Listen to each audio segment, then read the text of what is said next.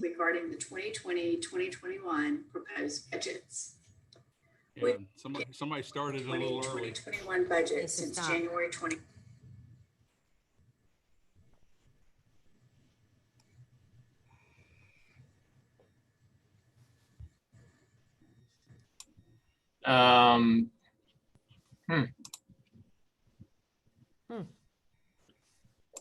You should only have control of your screen, Ms. Townsend.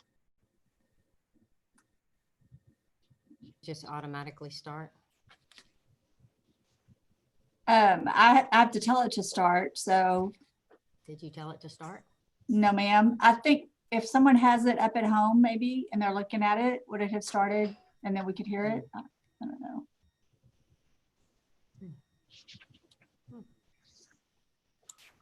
I am on my way.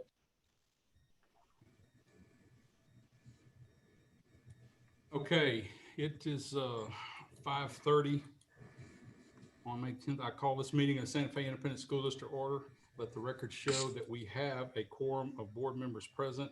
They are present virtually. This meeting has been duly called. Its notice has been posted in accordance with Texas Open Meeting Act, Texas Government Code Chapter 551. As with all posted meetings, we had to offer public comment on agenda items, and there were none. So we will move on and get ready to start our budget workshop as soon as Ms. Townsend, and I guess get the bugs worked out of how you're going to start your presentation.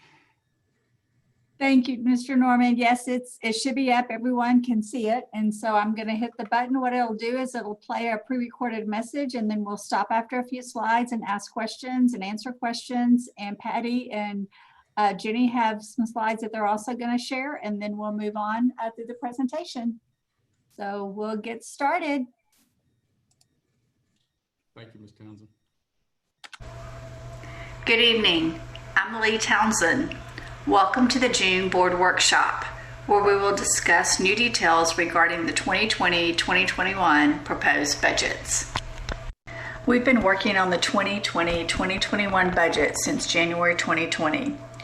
Let's take a look at the timeline of a typical year following legislative changes. Our legislative sessions are every other odd year unless a special session is called. Normally, changes made to school finance funding formulas are phased in over a year period known as a transition year. This transition period gives TEA, Texas Education Agency, time to prepare instructions and communicate information out to impacted districts. The transition year gives the district enough time to communicate information to decision makers. A year's time is needed for appropriate planning and preparation prior to implementation. House Bill 3 removed the transition year, and implementation started September 2019. That left us no time to plan, and it left us without the ability to communicate the changes in a timely manner. We have just now received a lot of the changes to the revenue funding formula for House Bill 3. So what looks different, what looks the same, and do we have all the information needed to adopt a budget?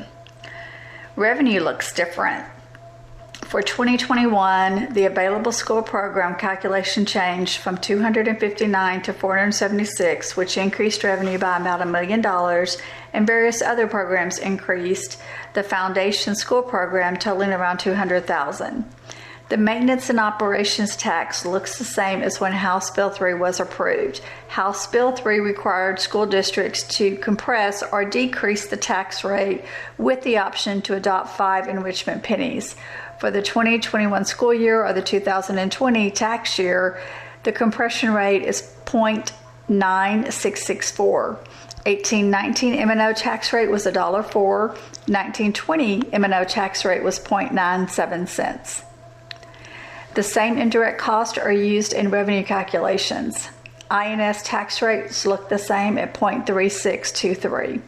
Expenditures are the same, but the budget has been revised to include all expenditures. A fund balance ADA adjustment is not needed. All expenditures, including 20% of the budget manager's budget allocation, is included, and 3% midpoint salary increase for all staff. Is this the last revision of the summary of finance? Most likely not, but we are getting information daily from TEA. Slide 4 shows the difference between what was presented at the beginning of May 2020 and how the estimates in revenue changed after the information was given to us by TEA through the summary of finance for our June proposed budget. State available funds, our available school program, has increased. The allotment went to $259 to $476 per ADA.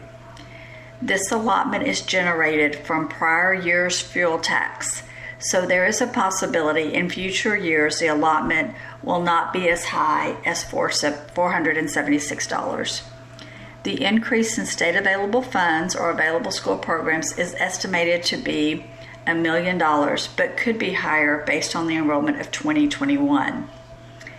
The FSP, or the Foundation School Program, also was increased by House Bill 3.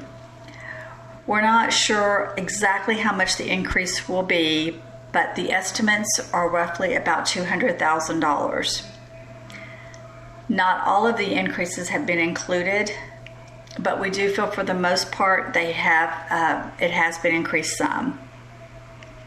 We've also included the 2021 indirect cost ratio under the federal program object code. The revenue increased enough that we would not need to use the committed fund balance for the 18-19 ADA adjustment. Slide 5 illustrates the transition from 2019-20 to 2020-21. The revenue and the expenditures have been updated based on the new information we have received from TEA regarding House Bill 3 funding.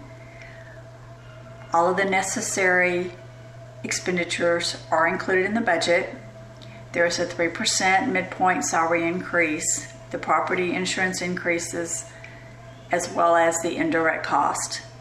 We will not need to add any revenue to the budget from the fund balance at the start of the next school year. It is all included in the current budget. Slide 6 is a recap of the expenditure budget.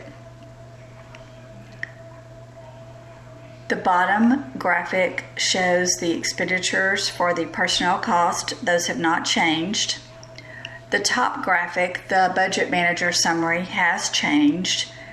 During the May board workshop, we were withholding part of the 20% of the budget manager's budget. That has now been included. So the total amount of expenditures, $42,801,703. So we're going to pause and we're going to turn it over to Patty and Jenny so that they can discuss HR information. Okay, can everyone hear me? Okay, good. What you see before you right now is a salary comparison with 9 competitive districts in our region or in our area.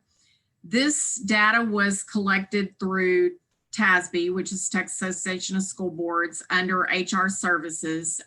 There are salary comparisons that we can pull from Data Central, and it compares our teachers, including the number of teacher count.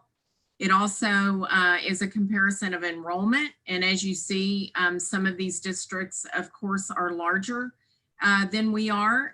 In comparison, Crosby is closer to our enrollment, as is Dayton.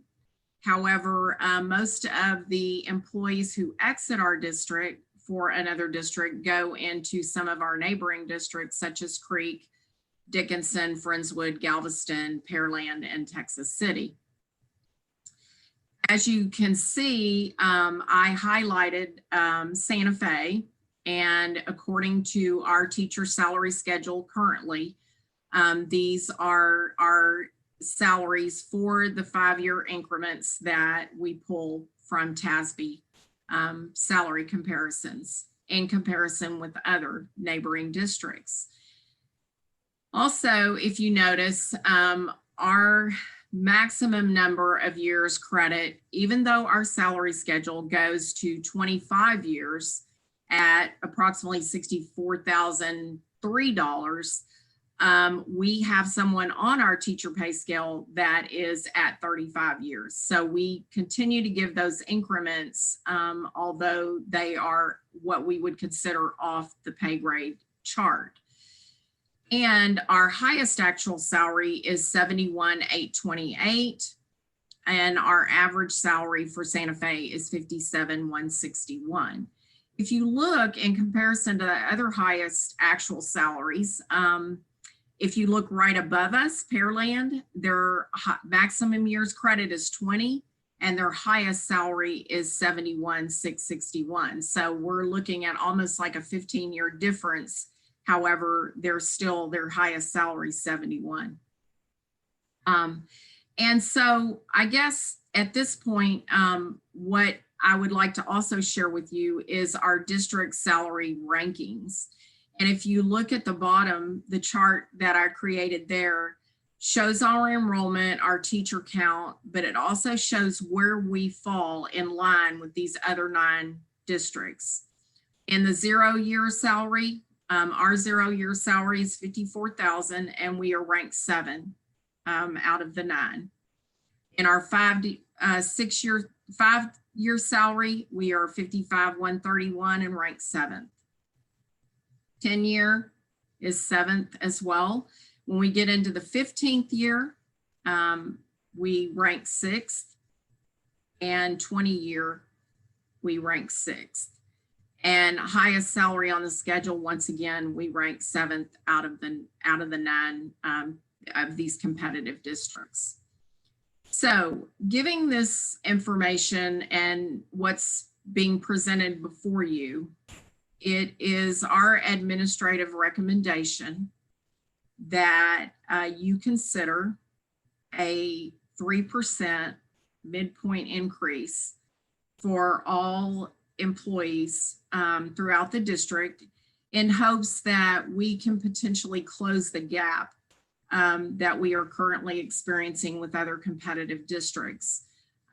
In polling some of our neighboring districts, and people are at a point where they've possibly not proposed the raise, or nor has it been approved, but it has averaged anywhere between 1% to 2.5% of what they are possibly considering proposing for raises in the very near future. So as I said before, we've been very fortunate and very blessed that we've been able to have that 3% increase. And at this point, it is our recommendation that we once again look at that and consider that, in hopes that if others do what they are considering doing, that it will help us to even more close that gap. If they continue to give what and propose and consider and approve what we give, then yet again, we're still going to be falling, you know, a little bit under our neighboring districts. So at this point, that's all that I had to share with salary. Ms. Davenport's going to share a little bit of our retention plan program, but if anyone had any questions for me at this point, I'd be happy to try to answer those for you. Patty, if I remember right, last year when we looked at this, weren't we ranked a lot better than this last year?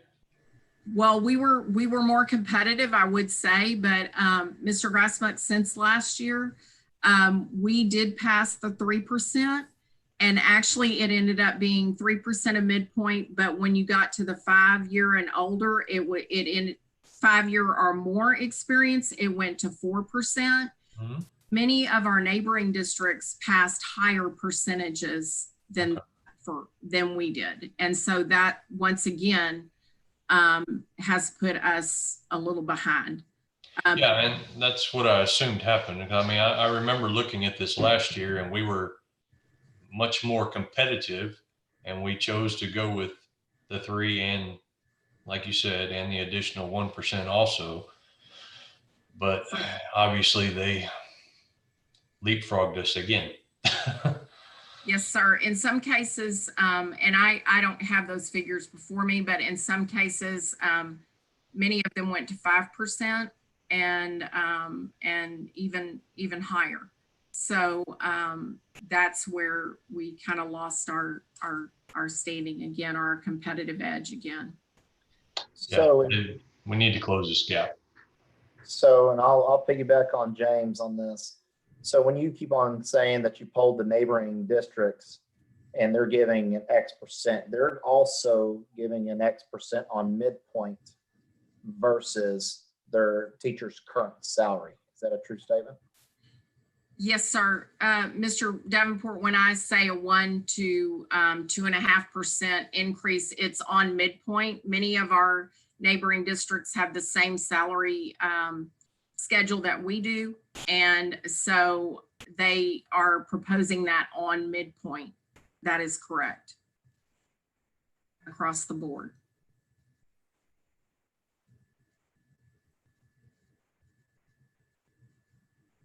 Thank you. Any other questions? Okay, thank you. Then I'm going to turn it over to Ms. Davenport, who is going to share with you quite a bit of information about the retention plan program. Good evening. Thank you. And I am going to talk about our retention plan. The retention plan was originally approved in May of 2016 to be implemented in the 16-17 school year was the first year that we had the retention plan program. The pay is dispersed in one lump sum in November following their year of completion. So in like the 6th year, the 11th year, the 16th year, because it's given in 5-year for each 5 consecutive year in the district. Part-time employees do not receive retention pay. And for the purposes of retention pay, we've got 2 categories. We've got the professional administrative job families, which are your chapter 21 and non-chapter 21. And then we have your auxiliary and CT job families. Your professional job families receive $1,000 and your auxiliary CT job families receive $500. Can we go to the next slide, please? Okay, so looking at the 2016-17 school year, which was the first year that this retention plan program was implemented, in the professional administrative job families, we had 60 employees who were eligible to receive the retention pay. 77% of those employees are still in the district. 23% have left the district. Of that 23%, 2 retired and 3 left education. And I'll go ahead and throw in here as well, and this will be true in all of my slides, that we also have to take into account those employees who left due to low performance. So for that professional administrative job families, we would have paid out, or we paid out a total of $60,000 in November of 17. For the auxiliary CT job families, we had 30 employees who were eligible. 93% of those still work for the district. 7% left the district, and those 2 employees both retired. So we had a total of $15,000 in that for those job families. So the total that we paid out for the 16-17 school year was $75,000. Underneath that, you'll see total employees. We had 577 total employees the 16-17 school year with an overall retention rate of 80%. Now that does not include only those eligible for the retention pay. That's all employees, and that'll be the same throughout these slides as well. And then the retention rate for teachers, this was pulled from the TAPER report, the Texas Academic Performance Report. That year, the district had a retention rate of 81.1% for teachers, and the state had 83.6%. So we were slightly below the state that year. But again, this was the first year that we implemented the retention pay program. So looking at the 17-18 school year, we had 49 employees in the professional administrative job families that were eligible. 76% of those still work for the district, 24% left. From the 24%, 3 retired and 3 moved out of the area. So we paid out a total of $49,000 for those job families. And then the auxiliary CT, we had 39 employees eligible with 90% still working for the district. 10% left the district, 1 of those retired and 1 left education. So we had a total of 19,500. So the total we paid out for the 17-18 school year was $68,500. So again, looking at total employees, we had 640 that school year with an overall retention rate of 84%. And from the TAPER report, again, we had a retention rate for teachers. The district's was 85% and the state's was at 83.4. So we were higher than the state average in the 17-18 school year.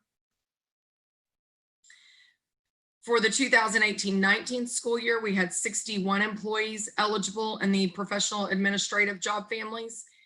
87% of those still work for the district, while 13% have left. Of that 13%, 3 retired, 2 moved out of the area, and 1 left education. So we paid out a total of $60,000. For the auxiliary CT job families, we had 22 employees eligible. 95% of those still work for the district. We only had 1 employee leave the district. And we paid out a total of $12,500. So our total paid for the 18-19 school year was $72,500. Our total employees at the end of 2019, or for the 2018-19 school year, were 653 with an overall retention rate of 82%. Again, from the TAPER report, the retention rate for teachers, the district was at 84% and the state was at 83.5%. So once again, we were above state average for the 18-19 school year. Can we go ahead and go to the next slide? Well, it appears to be stuck. There it goes. Sorry. Okay, so for the 2019-20 school year, obviously in the professional administrative job families, those employees have until June 29th to resign from their contract. So this information is based off of the data that we have currently. So right now we have 37 employees who will be eligible to be paid in November of 2020. 92% of those still work for the district. 8 employees are leaving the district. I'm sorry, 8% of employees are leaving the district. So it looks like we will be paying a total of $34,000 next November. The auxiliary CT employees, we have 33 who are eligible, and 100% of those employees still work for the district. So it looks like we'll be paying a total of $16,500 for those job families. So the total that will be paid out in November of 2020 will be $50,500, or that's what's anticipated currently. I'm so sorry. Employees this school year, that's okay, were 672 employees with an overall retention rate of 84%.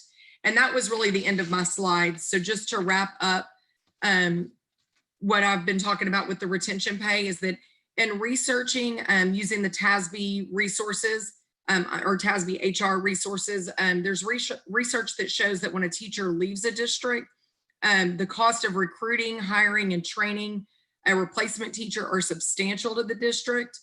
Each time a teacher leaves, thousands of dollars are walking out the door, and teacher turnover rates obviously harm student achievement and are very expensive for districts.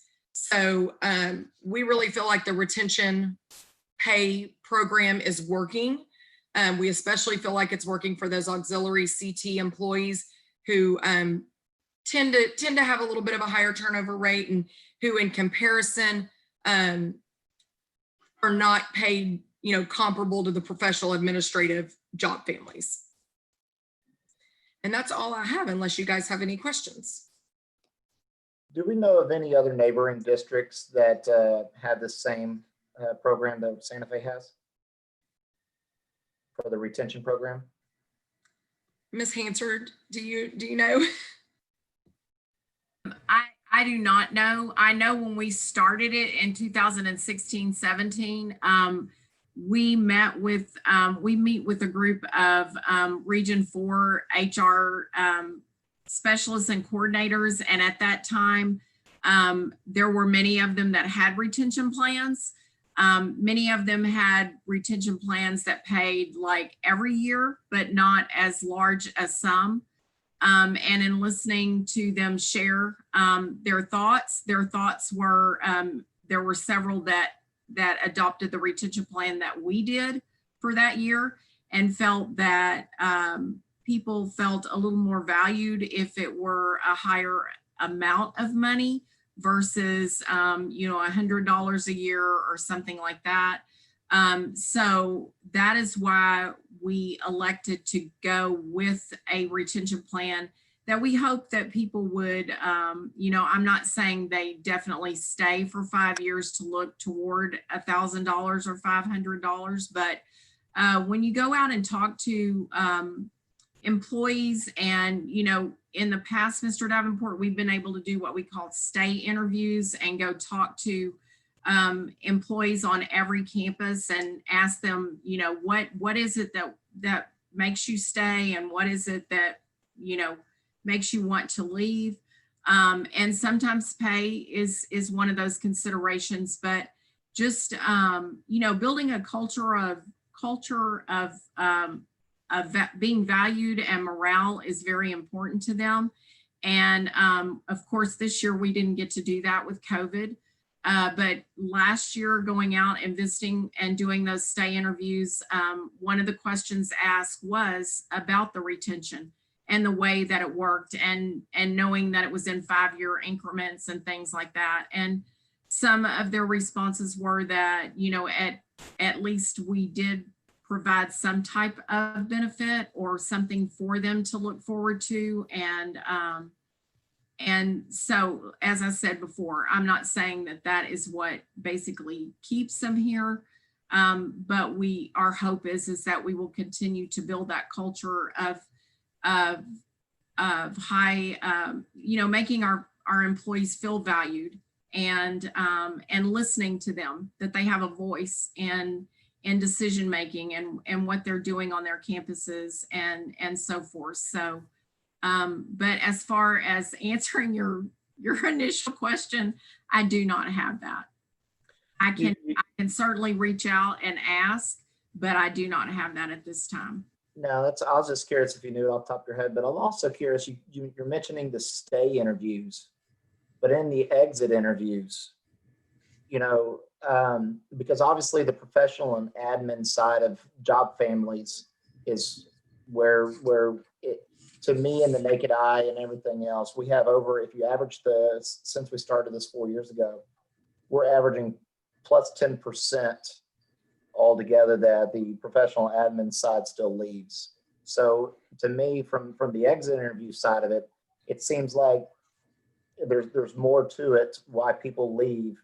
And even though this is a nice to have benefit for the majority of the professional admin folks that are still in our district, there seems to be something each year that still leads to people leaving without this benefit even if this benefit is there or is not there, that seems like it's going to lead toward professional and admin people leaving our district. Well, and I will tell you that one of the questions in the exit interview, and I've had many of them virtually, is what could Santa Fe ISD have done, if anything, to keep you from leaving?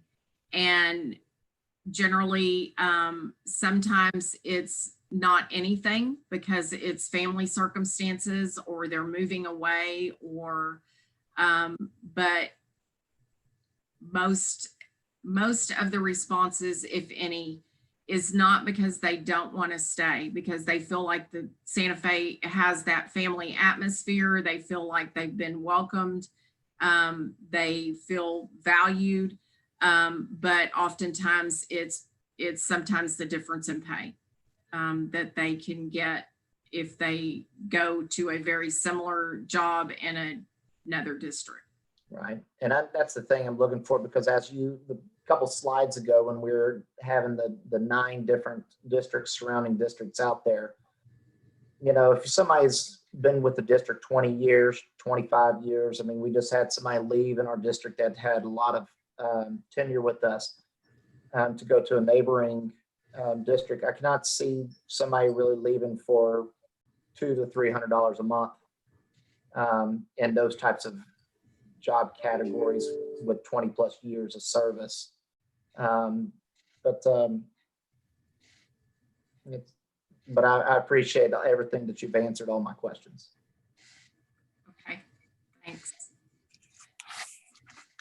Okay, so I'm going to continue on with the slide presentation if there's no more questions. We have one more slide and then we'll stop and answer any budget questions that you may have. So once I hit the button, it's gonna go forward. Slide 7 shows both the revenue and the expenditures for the general fund. Remember our graphic showing us the portion of revenue which is generated from local revenue and the portion that is generated from the state funding. As local property values rise from either new properties being added in our school district's boundaries or existing property values increase, more revenue is produced by the local values and less revenue is given by the state. As our local values increase, our state funding decreases. House Bill 3 increased our funding formula, but most of that funding increase was covered by local values increasing. The most important information on this slide is the average 3% in revenue increase and the average 3% in expenditure increase. The general fund budget must be adopted on the function level. So slide 7 would be the proposed budget that will be presented to be adopted at the June 15th board meeting. And so are there any questions that I can answer on the expenditures or revenue side of the general fund?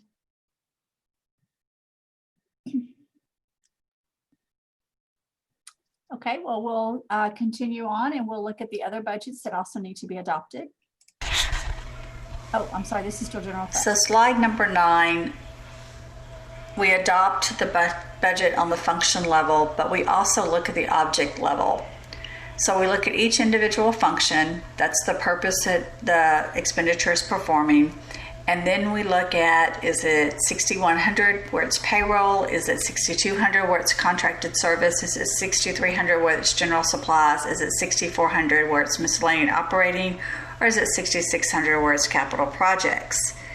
As we discussed in the March board meeting, the budget is like a roadmap. We set the roadmap in place 18 months prior to the close of the fiscal year. So think about all the events that have occurred which impact our budget, from windstorms to massive downpours to theft to pandemic events. A lot can change within an 18-month time period. That is why we adjust the district's budget through the budget amendment process. What may have been a factor this year may not necessarily be a factor next year. So I believe what's really important is that we're looking at the percentage of change at the bottom line, that there's a 3% percentage change, and the details of the budget will work its way out as we work through time. So I'm going to show you the different function levels. This slide will show us function 11 through 35. And the following slide will show us the remaining functions of the general fund budget. So in the next slide, we can see that this is function 36 through function 93. And remember that budget managers are the ones who allocate the 6,200 object codes to the 6,600 object codes. Here are some of the things that we did adjust.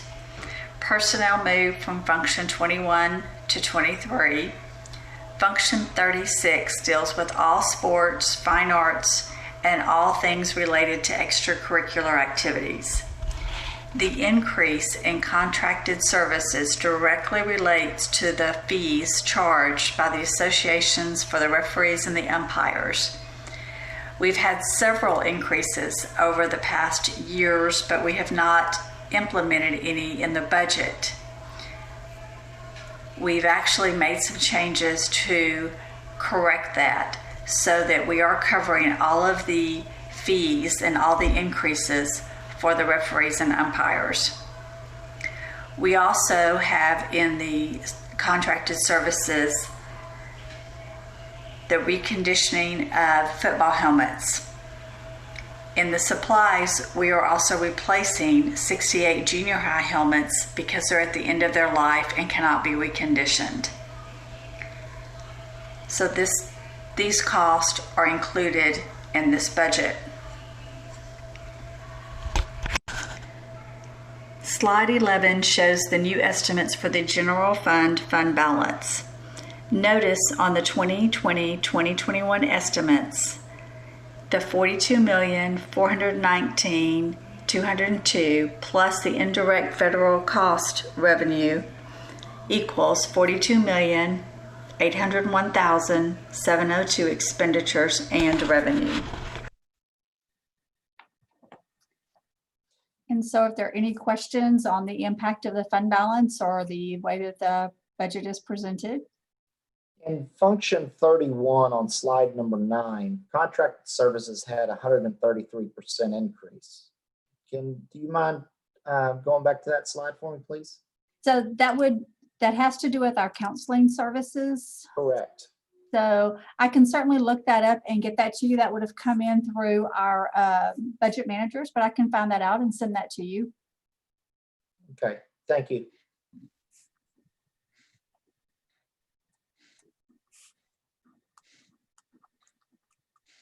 Any other questions? Okay, I'm gonna see if I can advance.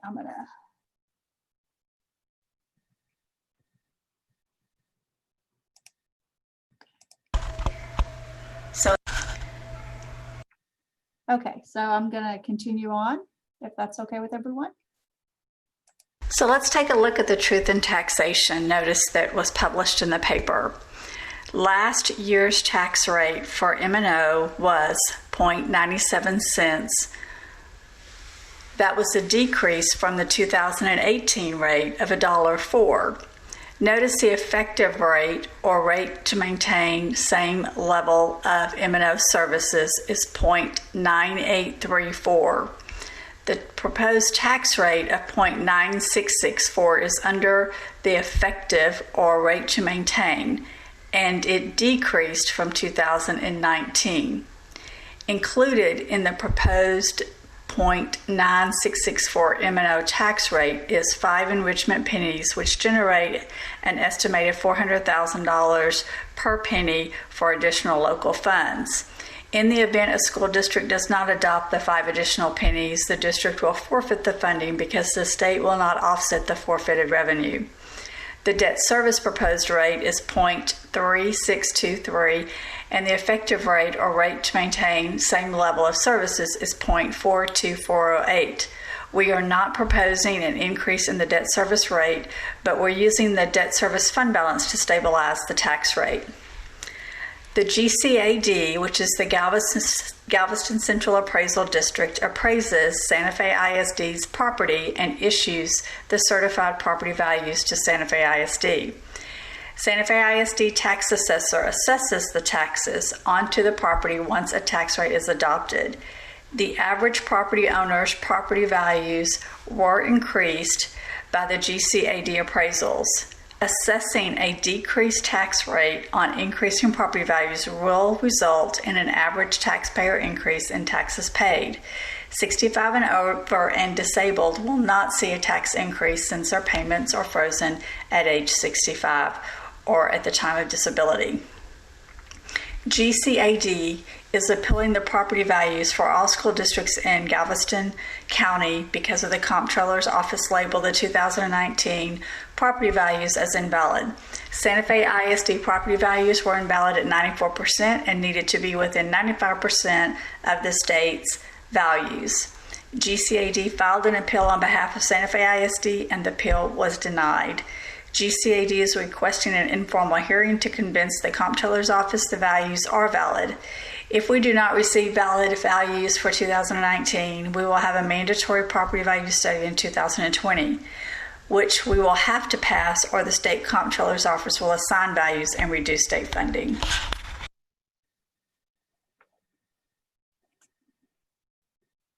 So any questions?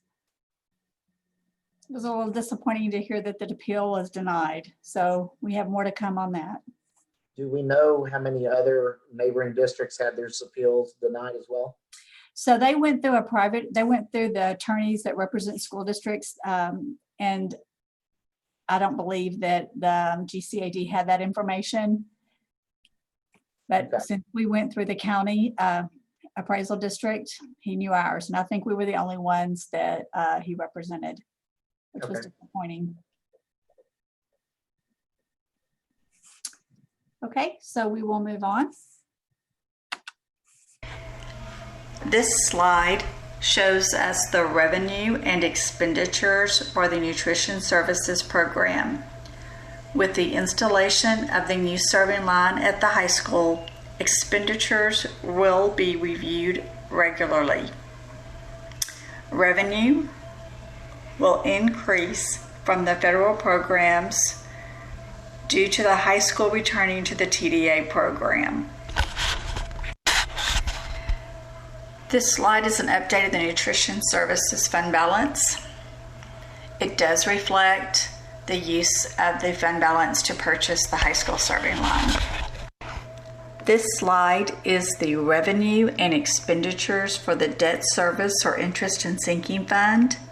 We have not changed the tax rate for the debt service.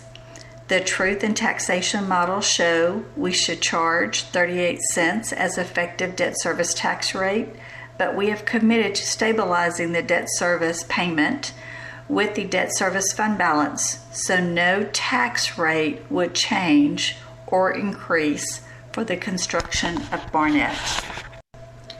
This slide is a debt service fund balance recap. Notice the negative amounts in years 2017-18 and 18-19. This is where the district stabilized the tax rate with the fund balance, and we did not assess the effective tax rate. We kept the same tax rate as 2016-17. So we did not raise the tax rate that the taxpayers pay. We merely used some of the fund balance to cover the difference to hold that tax rate the same.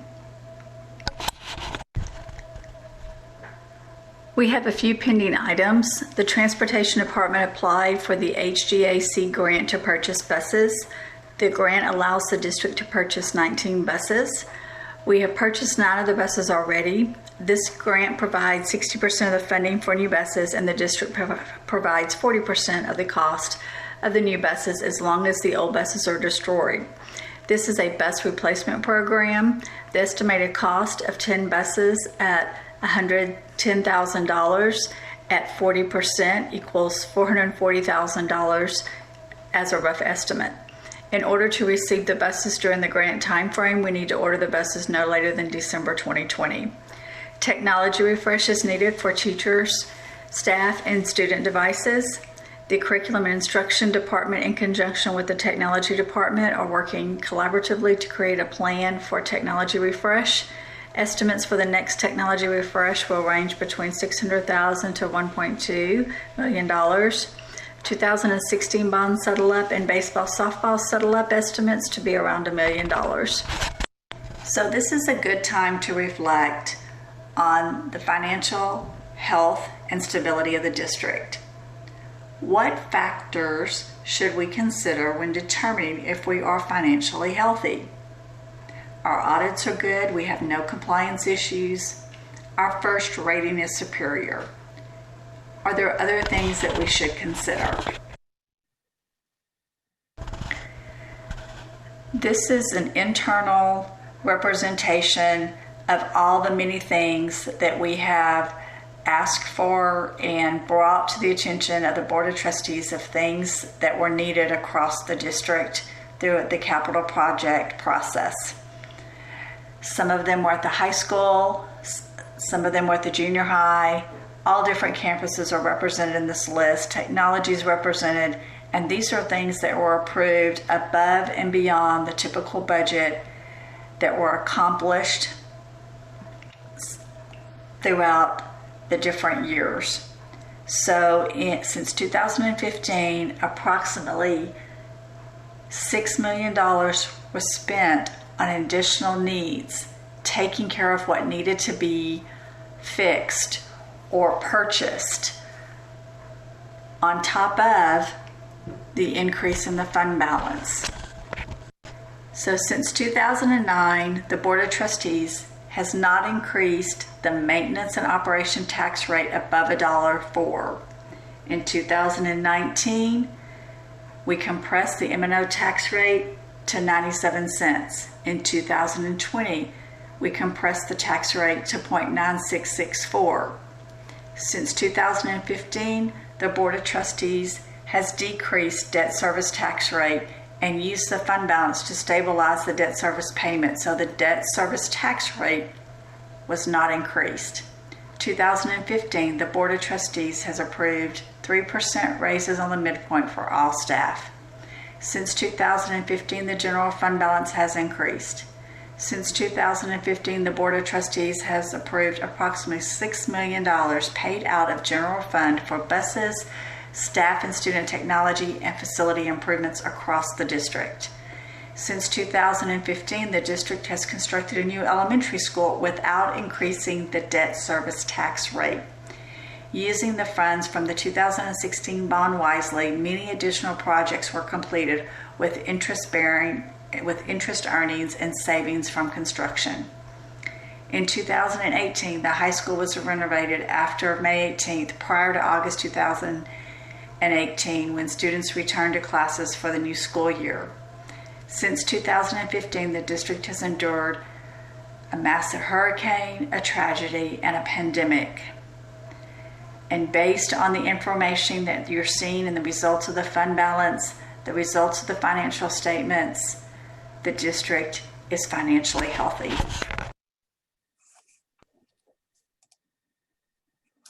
And so just want to thank the team for helping me pull all the information together. It's a great working with a good group of people. And so if you have any questions, I'll be happy to answer them, but that concludes the presentation. Any questions for Ms. Townsend? Any questions on the budget or anything that we've just seen?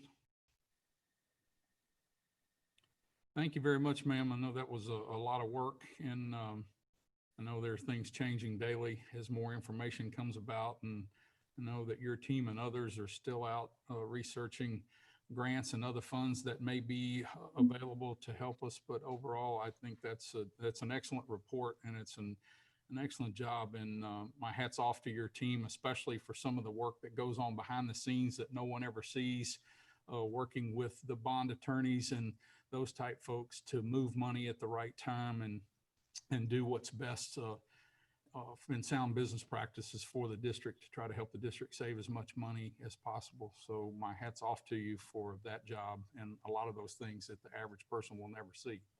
Thank you. Any other questions? All right, if that is all you have on the budget, then we will move on to our executive session if no one has any other questions. All right, board members will now adjourn to executive sessions authorized by the Texas Open Meeting Act, Texas Government Code Chapter 551, concerning any and all purposes permitted by the act, and any final action, final decision, or final vote. That final action, final decision, or final vote will have to take place in open session, and we are going into executive session at 6:17 p.m.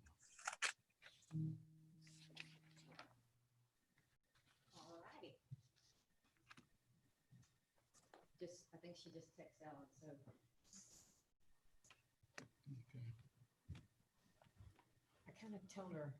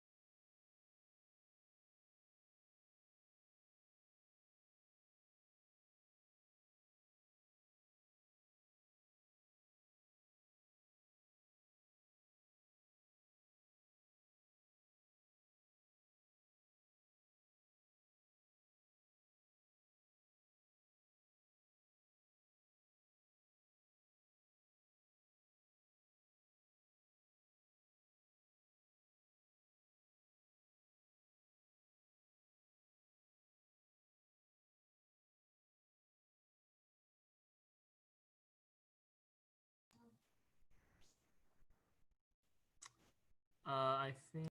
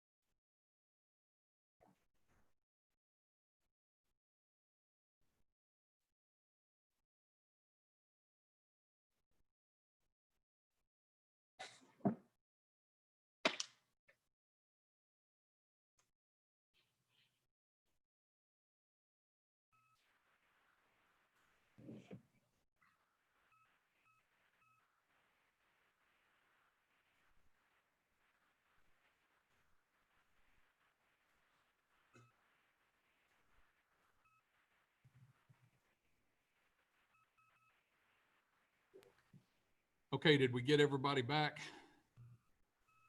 Let's see. I don't see Where's- Patrick yet. Where's Clay? I think he was trying to log on. Clay is logging on. Okay. Patrick there? There he is. Yeah. So we'll see. We'll give Clay just a second. I'm doing that. We are now back from executive session back into our workshop.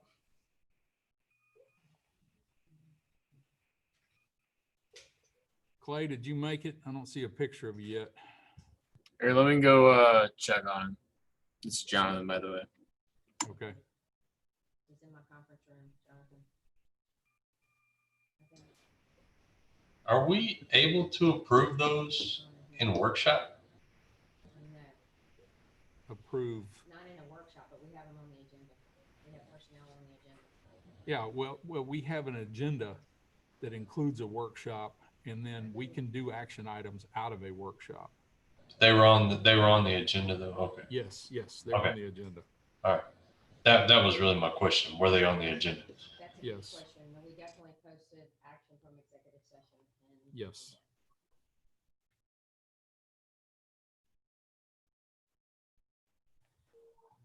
Patrick's just gonna stay in here. Did he go in there?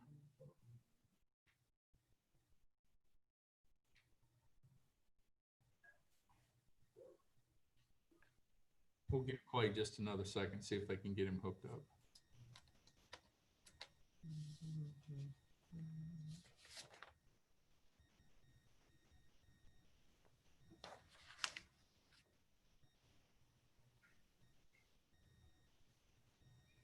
Did anybody ask you about finance?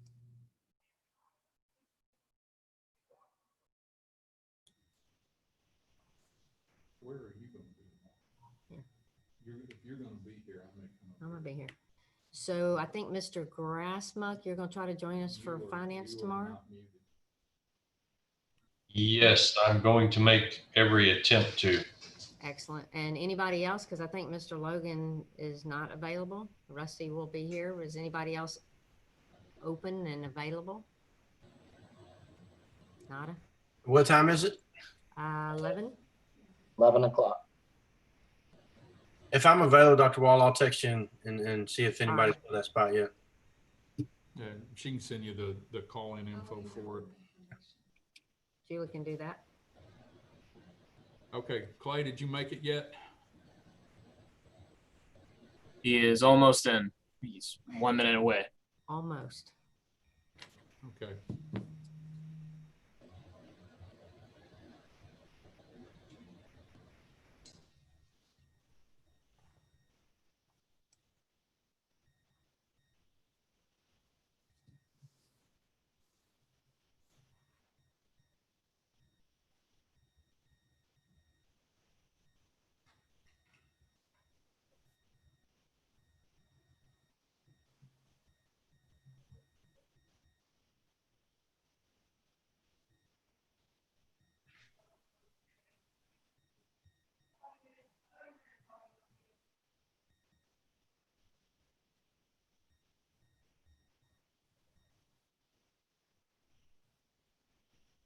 Jonathan, how we doing?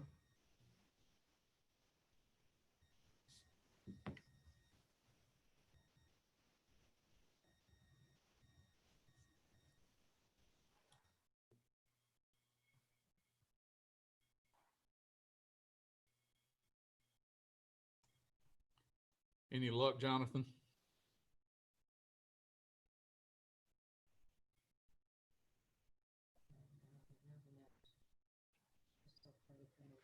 Yeah. Jonathan, what's going on?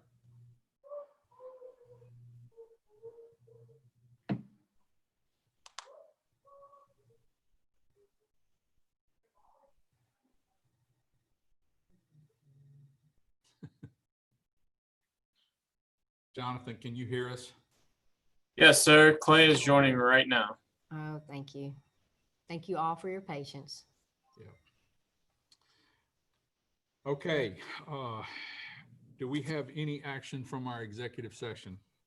Yes, sir. I move that we employ Natalie Beard, Rochelle DeRuse, Stephen McLeland, Rachel Sidmock, Sarah Stockton, Kelly Temple, Bailey Thompson, and Shelby Watson as a teacher for 187 days. Megan Lippard Pelk as a speech language pathologist assistant for 187 days. Jennifer Fannin as librarian for 194 days. Chanel Foster as counselor for 205 days. And Heather Brown as college career and advanced academics coordinator for 226 days for the 2020-2021 school year. I second it. Okay, it's been moved and seconded that we approve these hirings. Are there any questions or comments? If not, Mr. Davenport, how do you vote? Approved. Mr. Logan, Approve. Mr. Grassmuck, Yes. Mr. Approved. Herdenberger, Yes, approved. Mr. Kelly, Yes. Mr. Snyder, Yes. and I will be a yes, so it is approved unanimously. Do we have any other action from our executive session? No, sir. Okay, that completes our items that we have on the agenda. Any other communication, any comments, any questions anybody has before we adjourn? No, sir. All right, if not, I will entertain a motion to adjourn. I'll make a motion to adjourn. Second. Okay, since I can see all of you, show me your hands if you're in agreement with that. And we are adjourned at 7:57 p.m. Thank you very much for all your efforts this evening and all the hard work. Thank you all. See you soon. Guys, Thank y'all. next week.